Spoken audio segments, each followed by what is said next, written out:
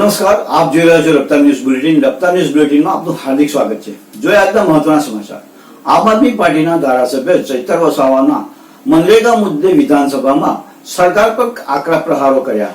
ત્યારે આવો જોઈએ ડેડિયાપાડાના ધારાસભ્ય ચૈતર વસાવા મીડિયા સમક્ષ શું કહી રહ્યા છે. તો આવો જોઈએ આ એક રિપોર્ટ. આજે ગુજરાત વિધાનસભાના સન્માન્ય ગૃહમાં મનરેગા યોજનાને લઈને ત્રીજા ક્રમાંકે મારો પ્રશ્ન હતો કે છેલ્લા 2 વર્ષમાં નર્મદા અને છોટાઉદેપુર જિલ્લામાં મનરેગા યોજના અંતર્ગત કેટલા લોકોએ રોજગારીની માંગ કરી. ત્યારે સરકારશ્રીએ કીધું કે નર્મદામાં 1,27,302 જોબ કાર્ડના લોકોએ માંગ કરી. છોટાઉદેપુરમાં 1,17,900 લોકોએ કે ભાઈ અમને રોજગારી આપો એવી સરકાર પર માંગ કરી. ત્યારે છેલ્લા 2 વર્ષમાં તેની સામે સરકારે માત્ર નર્મદા જિલ્લામાં 46,33,817 માનવ દિવસની રોજગારી પૂરી પાડી, જે દરેક પરિવારને 2 વર્ષ દરમિયાન 36 દિવસ સરેરાશ થાય છે, એટલે કે વર્ષના 18 દિવસ. એ જ પ્રકારે છોટાઉદેપુરમાં 30,65,920 માનવ દિનની રોજગારી પૂરી પાડી. ત્યારે એ સરેરાશ ત્યાંની રોજગારી 2 વર્ષમાં એક પરિવારને એક જોબ કાર્ડને 26 આવે છે, એટલે વર્ષે 13 દિવસ રોજગારી પૂરી પાડી.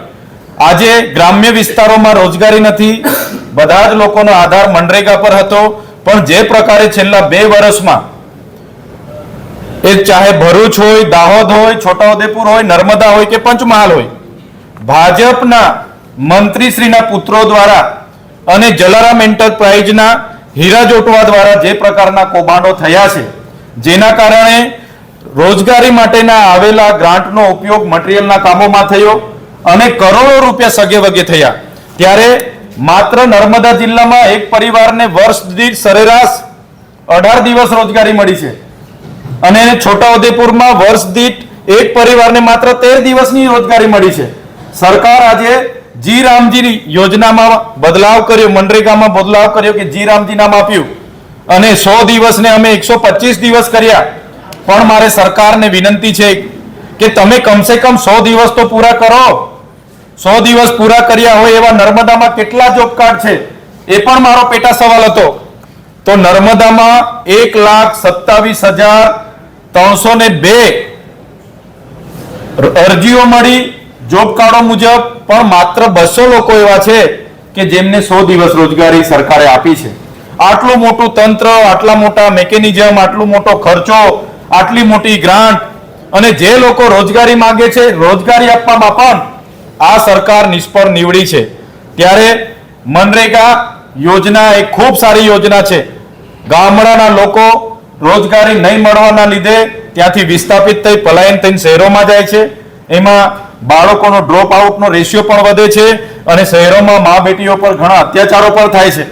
ત્યારે આ મનરેગાની યોજનાઓમાં સરકાર રોજગારી પૂરી પાડવામાં સદંતર નિષ્ફળ ગયેલી છે. એ આજે આ સરકારે આપેલા આંકડાઓ પરથી સાબિત થાય છે.